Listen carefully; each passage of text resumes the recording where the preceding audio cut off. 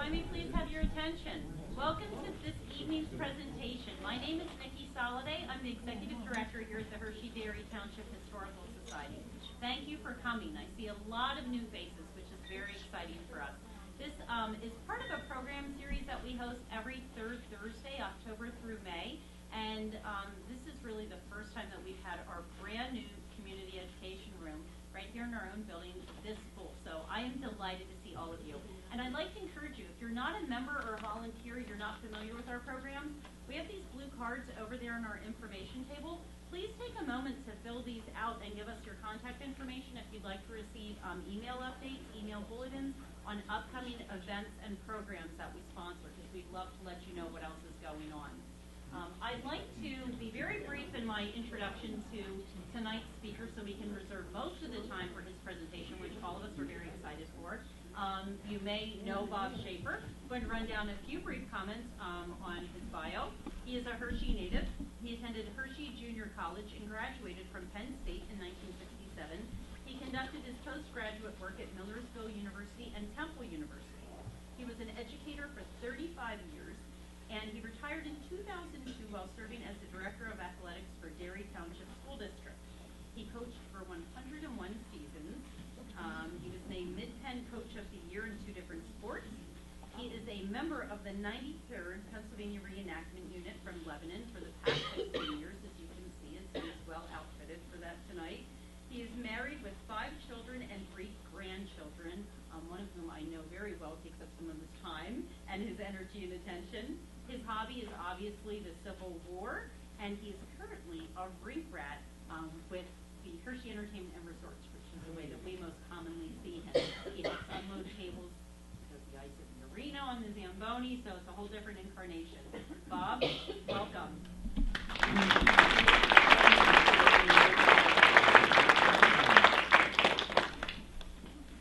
I am delighted to be in your presence. I look out and see a lot of faces that I recognize. And I must tell you, I have to correct one thing in the paper. I am not an expert. And I have my wife here I'd like to introduce, if I may, my wife Carolyn. Please stand up. I'm delighted that she came along. Hey, Carolyn. She will confirm I'm not an expert. She's the brains behind our household. But again, I am delighted to come and share with you something that I think is very important. An item that has to do with the Civil War. Civil War, many noted historians will tell you the Civil War was one of the 3 great events that occurred in the history of our country. Of course, the Revolution being one, the Great Depression being another. Civil War is recognized as the 3rd one. As time goes by and years go by, that history may add 1 or 2 or change some things. But I've always been interested in history, and I think it is important that we remember what transpired in the Civil War and how important that conflict was. And I might add, young people are not as knowledgeable about this conflict, about a lot of things in our history as they should be. And it's not a matter of what's being taught, it's a matter of what's not being taught. There's so much for our young people to absorb today, and sometimes we forget about some really important things.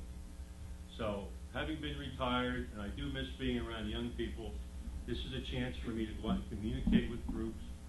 I have a colleague of mine by the name of Bob Watson, who coached with me for a lot of years, and he works with me on a lot of events. We try to prepare and give information concerning this event. I will share briefly what's here so you may look at it before I start talking about a very famous piece of literature or prose. The most important thing for me up here, that I'm most proud of, is this piece of paper right here, which is a newspaper. It is the last edition of the Vicksburg newspaper, which was written or printed on July 4th, 1863. And you're welcome to come up and read it. And if you are history buff, you will read about how things got very difficult in Vicksburg. This newspaper, as were most of the last newspapers, had to be written on the back of wallpaper. One of the original pieces. It's kind of interesting to have. But please do feel free to come up. These are the original newspapers from the Civil War. They are not reproductions. Feel free to look through them. I trust you will take care as you turn the pages. Also, books over here are originals from 1868. I have Grant's autobiography, Sheridan's autobiography, and the letters that Sherman wrote to his wife as he sailed around South America. You're welcome to look through those. Also, this is a letter from Governor Curtin, the original letter, and his picture, authorizing the Pennsylvania Cavalry during the Civil War. So those are some things I'm very proud of that I share with you that you can look at. And I do have one more favor to ask of you. When I'm finished, I will entertain any question that you have. After we pause and we let all the people leave that would like to leave. Some people have to get up and go to work tomorrow, or they have some other things to do. I respect that. I will pause, let all those people leave that feel they need to, and then I can communicate with those who have a question a little bit more intimately and maybe talk about some of these things. So I would wish that we do that protocol. And I've already cleared that with Nikki. Okay. The Gospel of Gettysburg, or it's commonly called the Gettysburg Address. I look at some faces here, and I'll bet most of you had to stand up in school and recite that. I went to a one-room school for 3 years. And I remember we all took our turn reciting the Gettysburg Address. But I really didn't know what I was saying, or what it really meant, or what it stood for. And I'd like to share some of those thoughts with you tonight. Why did Abraham Lincoln go to Gettysburg? He didn't go to Antietam. He didn't go to Vicksburg. Abraham Lincoln did not make one public speech after his first inaugurational address. Why go to Gettysburg? A speech that will become so famous that Nehru kept a bronze figure of Lincoln, his right hand. Take a look at his statue, his seated statue down at Washington, and look at his right hand. That's the war fist. Nehru kept a bronze statue of that to inspire him in his decision making. Gandhi referred to Lincoln while he was an American. He was a man for all humankind. Founder of modern China. Tried to build his government on a government of the people, by the people, and for the people. When the British colonies were seeking, or the African colonies were seeking their freedom from the British, their postage stamp had the picture of Abraham Lincoln on it. And yet, when Abraham Lincoln left Gettysburg, he felt a total failure. How do we know this? Your sources are very important. The letters of Robert Lincoln, Abraham Lincoln's son, state that fact. My father felt he was a failure. He did not reach the people he wanted to talk to. Well, who were they? In the diaries of John Nicolay and John Hay, of whom I will give you a lot of my information from, those were Lincoln's two personal and private secretaries. They knew Lincoln well, and they were with him constantly. The information I'm sharing comes from their diaries. That's a pretty good source, his personal secretary. As well as Mary Andrews, a famous Southern writer who wrote a play called A Perfect Tribute. I'll come back to that. Her son was a student of Walter Burlington, whose father, Anson, was Abraham Lincoln's best friend and one of his ambassadors. And it's through Burlington's comments and writings we learned some other things about Lincoln and how he wrote the Gettysburg Address. Here's a great piece of prose. He is mocked by the Southern press and the Democratic press. King Lincoln, Lord Lincoln, who does he think he is? Going to Gettysburg and using this issue, a solemn time, to do what we're going to talk about, share with you what he was doing. But to get to the point about the Gettysburg Address, I have to go back to June 30th, 1863. For the Gettysburg Address is a story. It's a story about a small town in Pennsylvania and what happened, what transpired, and what led to Abraham Lincoln coming to Gettysburg. June 30th, 1863, the little town of Gettysburg, 2,400 people, had 8 churches, 9 congregations, a college, a seminary, 2 women's institutions. Every trade imaginable was in Gettysburg. Canneries, wheelwrights. It was a crossroads to all parts of the United States. Matter of fact, it was a railhead. The people of Gettysburg were extremely proud. And they were proud of their diamond, their square. On July 4th, 1863, these proud people opened their cellar doors, stepped out. 4th of July, there was no champagne, the bells were not ringing, no church bells.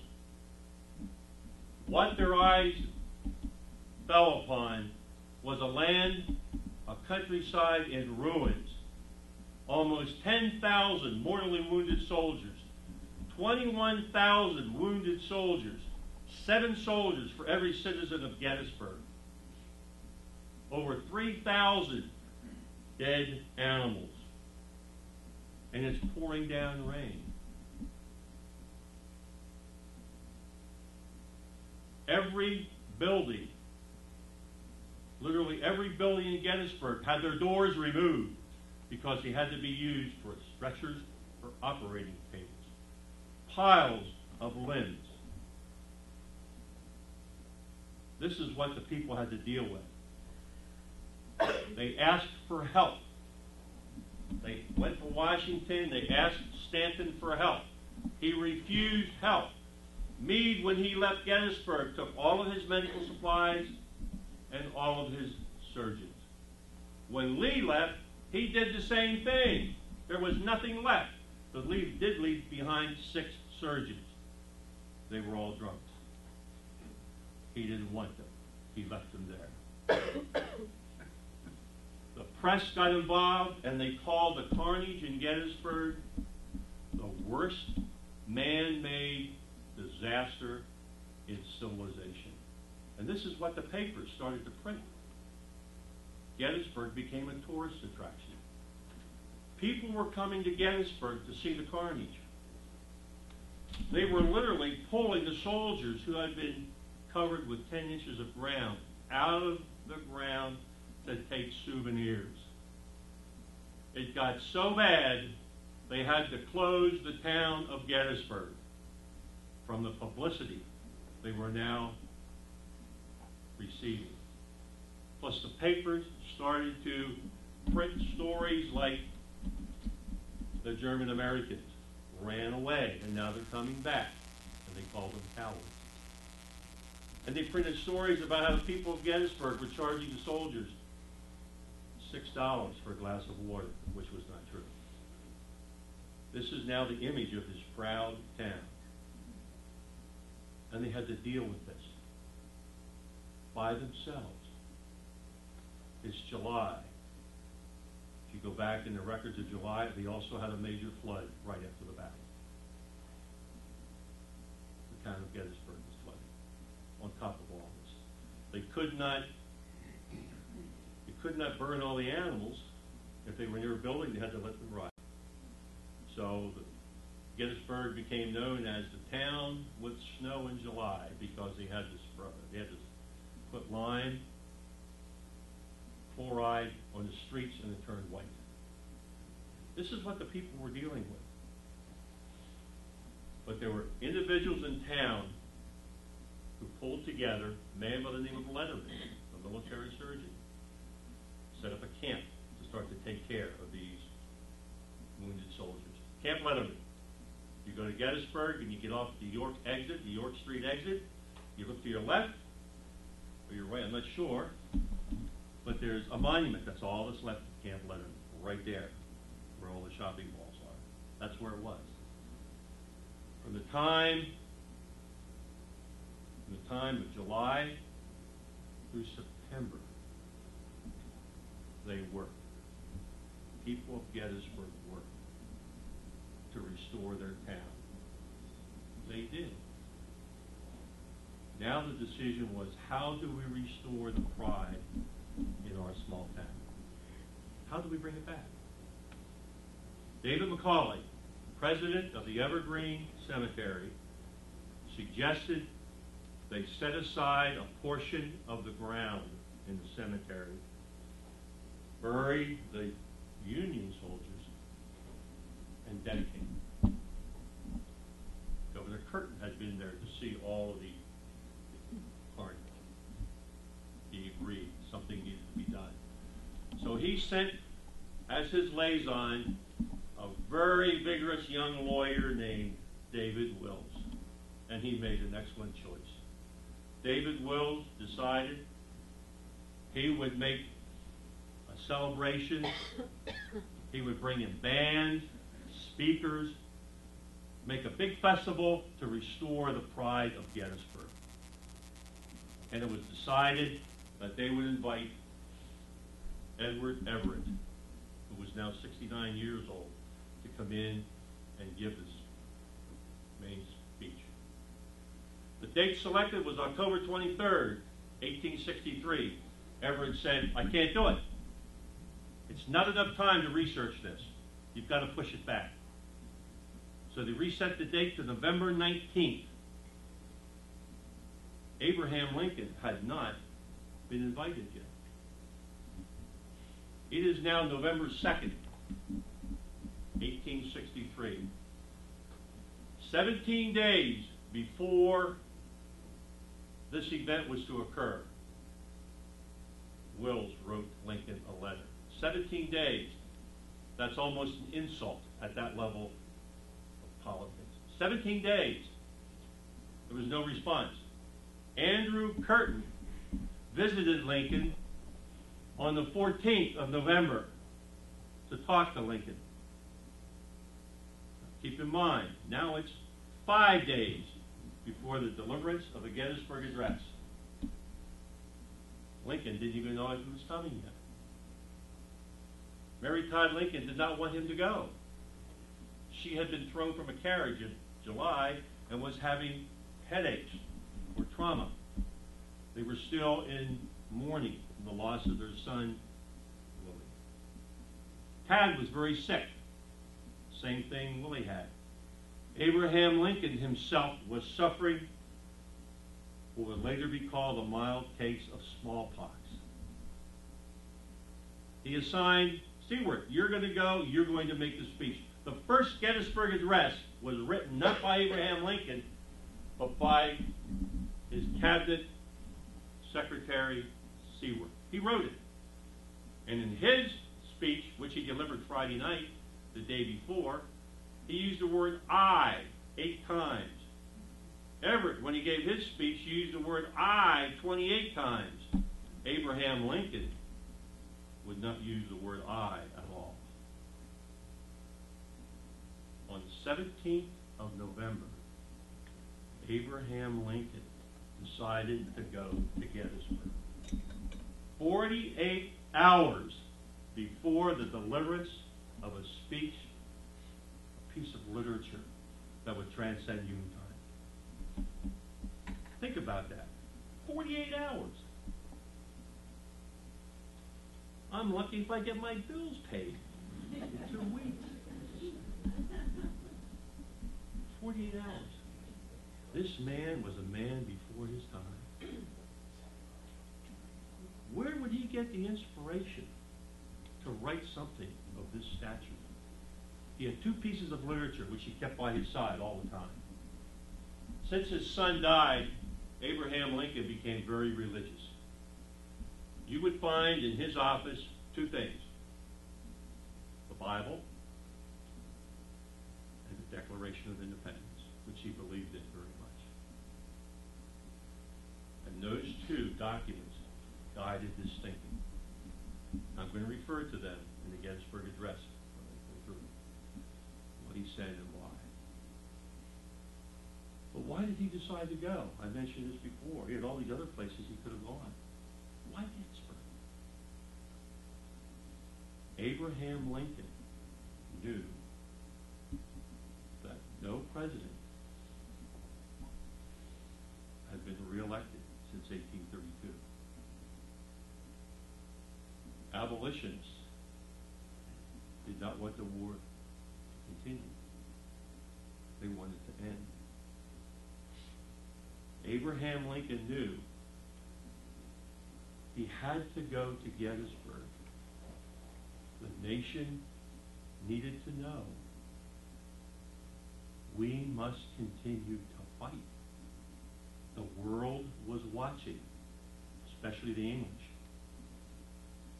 And if democracy was to survive, we had to keep fighting. We can't stop. So that these men will not have died in vain.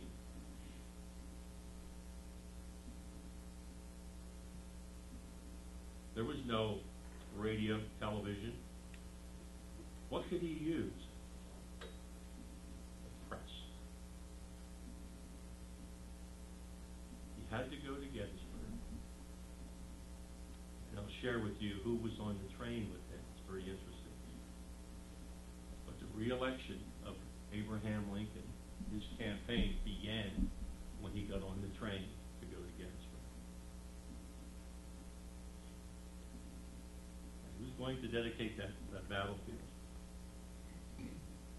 But he had to convince a grieving population. He had to soothe the souls of mothers and wives who lost loved ones. And he had to do it in a way, let's keep fighting. When his train left Washington, there were 4 cars. One car had the U.S. Marine Corps band in it. Another car had the Invalid Corps in it. That's who he chose to be his honor guard. In his car with him were the Prime Minister of Italy, the Prime Minister of Canada, and the Prime Minister of France, purposely snubbing the English.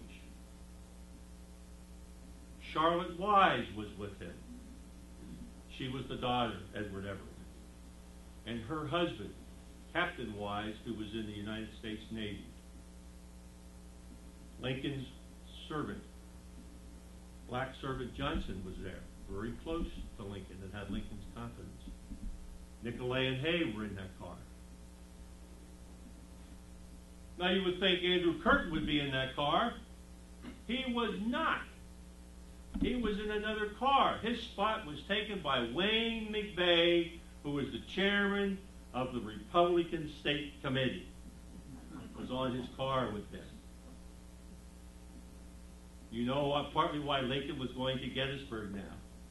He needed to keep fighting. He needed to be he barely won Pennsylvania in the last election. Adams County was very split, half and half. He needed Pennsylvania. He needed to be reelected, and he neted to press. So in the last last car, he picked the press that went along, who were going to sit with him on that stage. From the Chicago Tribune, from the New York Herald, he handpicked the people who were going to sit on his stage with him while he gave that address. Interesting. Now, when he got to Gettysburg on the 18th, the best way I could describe the scene in Gettysburg, it was like a football tailgate party. Everybody was running around, toasting, singing, making speeches. It was out of control.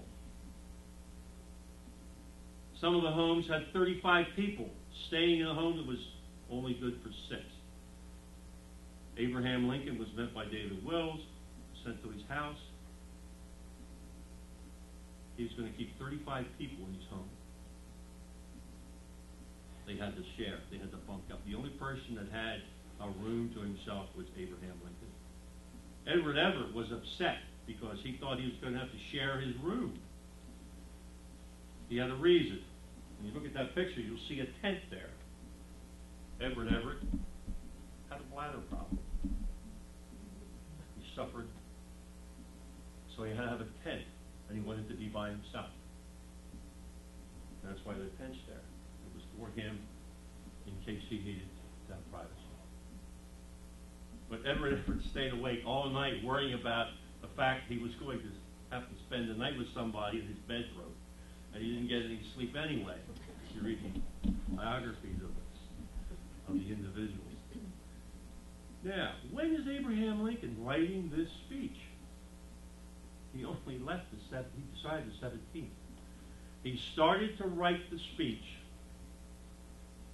on White House stationery, evening of the 17th. We know this because John Nicolay saw it, and he had a copy.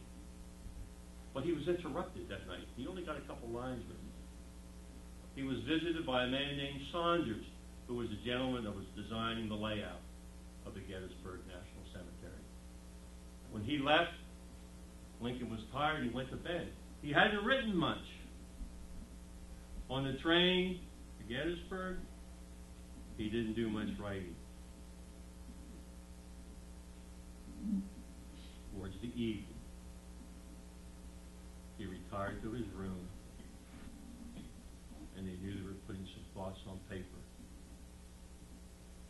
Mary Andrews recalls her son telling her how Anson Burlington talked about or spoke about Abraham Lincoln finding a piece of brown wrapping paper, that's all he had on the train, and started to scribble some things on that paper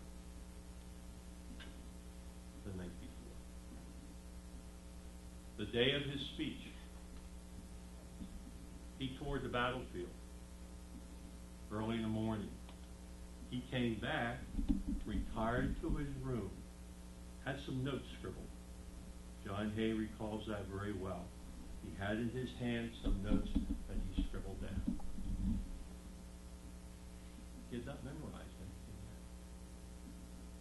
yet. The day the time arrived for him to go to make the speech, he rode the cemetery hill, so picked because it was the highest point on that ridge. And if you go to Gettysburg and you want to know where Abraham Lincoln stood to make his speech, you go to the Soldiers' Monument. At that spot is where Lincoln gave his speech.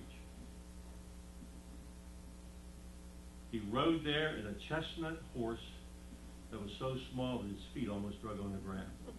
Seward was on his side. The Invalid Corps was surrounded him, and the Marine Corps band was leading him.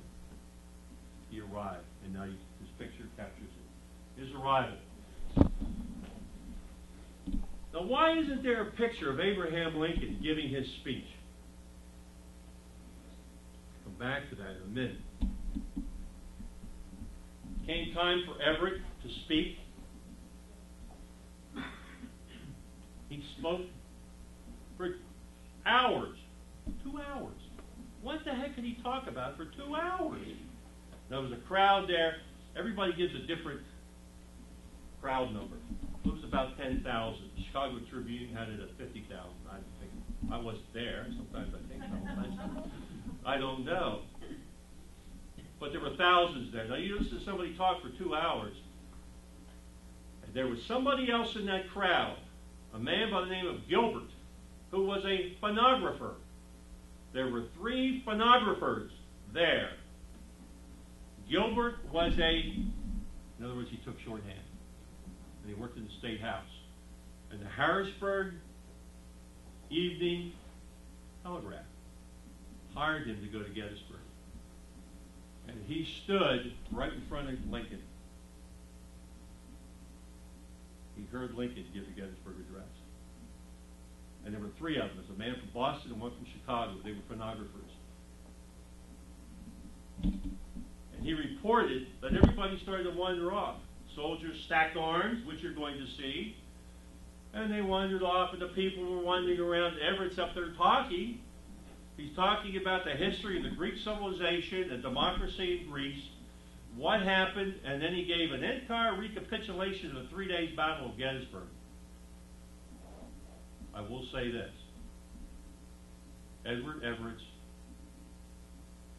recapitulation of the Battle of Gettysburg is the most authentic story that we can find, because he talked to all the subordinate commanders, not the guys in charge who were going to paint a rosy picture.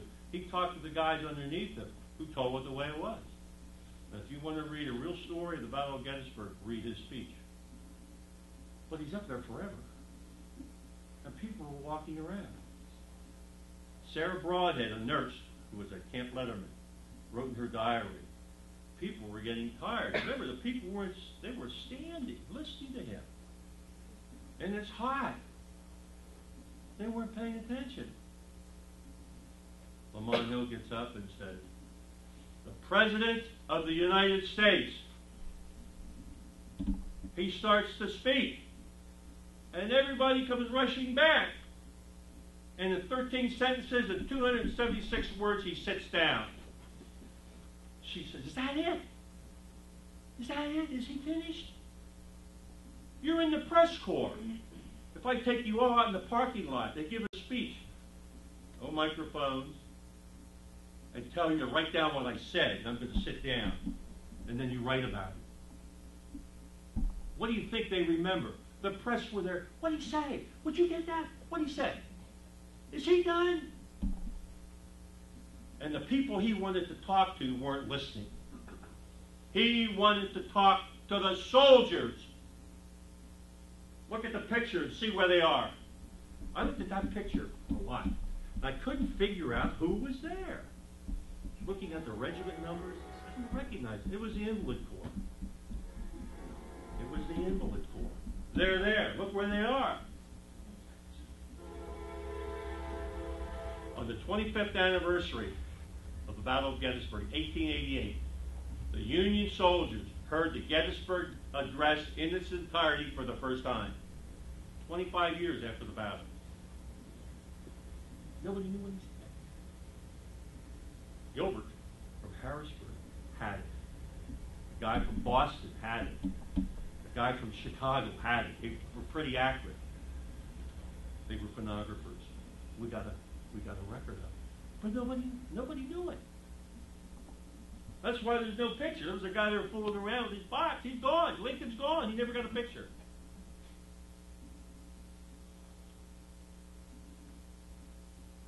He died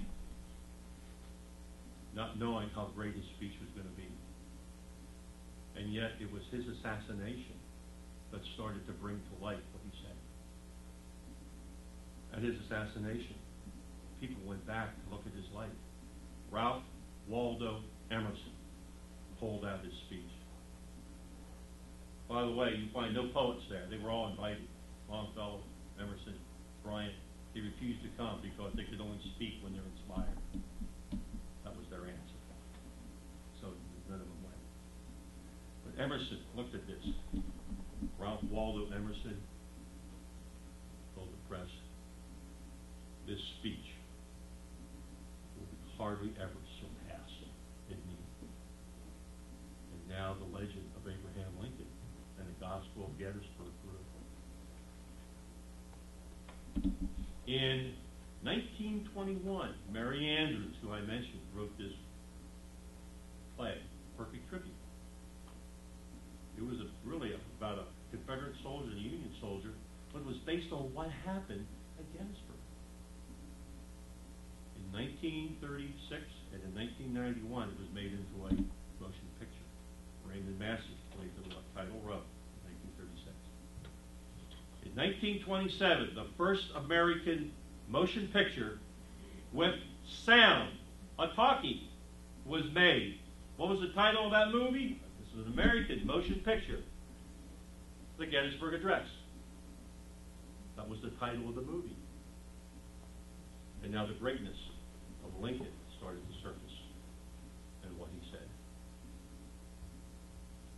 The Gettysburg Address has been recited by famous people the last 50 or 60 years. Charlton Heston said it twice. James Stewart repeated it. Dame Anderson repeated it. Bringing it to life. The Gettysburg Address.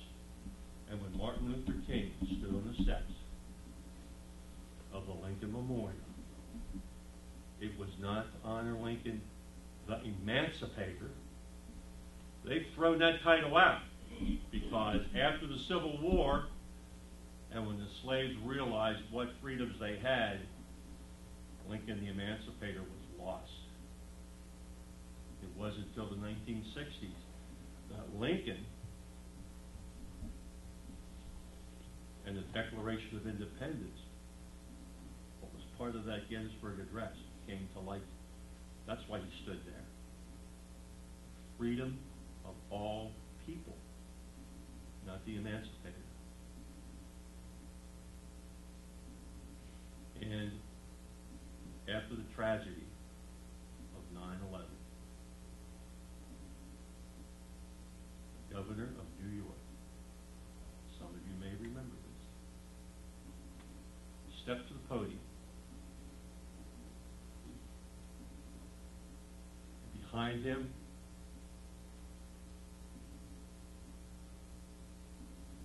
never get through this part.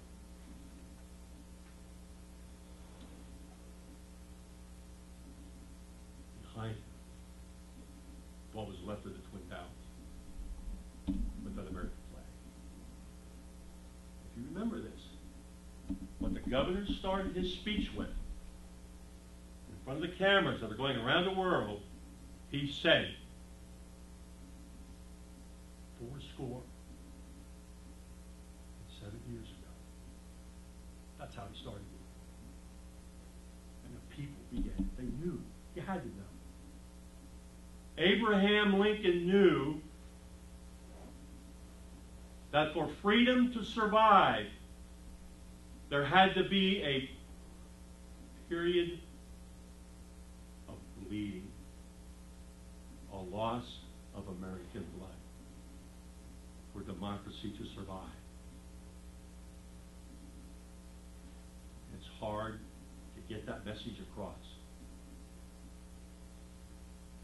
What did he really say in that address? I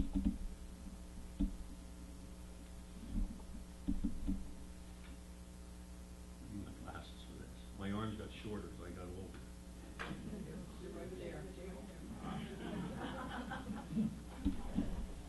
I have to apologize for some of these things. My grandson gets after them. I have to hide them.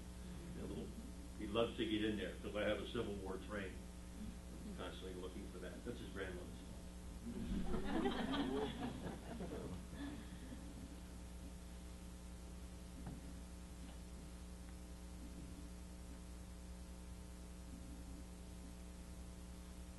Fourscore, 7 years ago. Where did that come from? I only know one other place you're going to find it. You open the Bible, the Psalms. That's where it is. Starts out 7 years ago. It has it. That's where you'll find it. In Psalms, in the Holy Bible. fathers brought forth upon this continent a new nation, conceived in liberty and dedicated to the proposition that all men are created equal. He sent a strong message about the Declaration of Independence and freedom for all without using the word slavery. The proposition that all men are created equal. Lincoln was a student of Euclid, the geometrist. And if you know geometry and what a proposition is, it's something that is yet to be proven, that all men are created equal. That's what we're doing now. We're fighting for this, to prove that all men are created equal.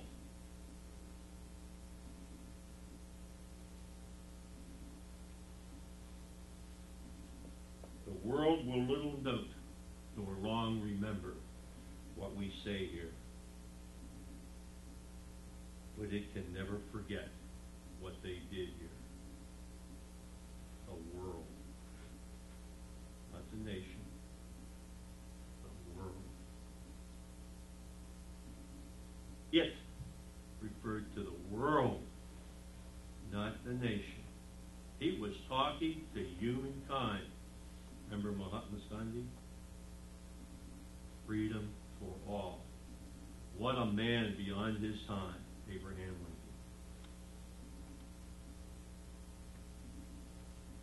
It is for us the living rather to be dedicated here to the unfinished work, that task that lies before us.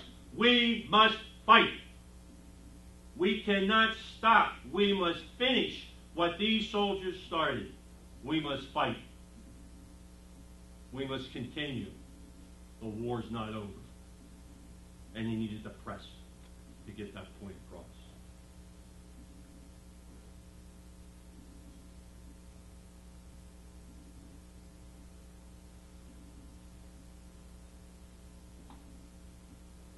We need Abraham Lincoln today, or people like Abraham. I will stop here. A great man, a great message, one of the greatest pieces of prose that we have. I could talk longer, but I see my conscience back there giving me the deeds. I enjoy talking about it.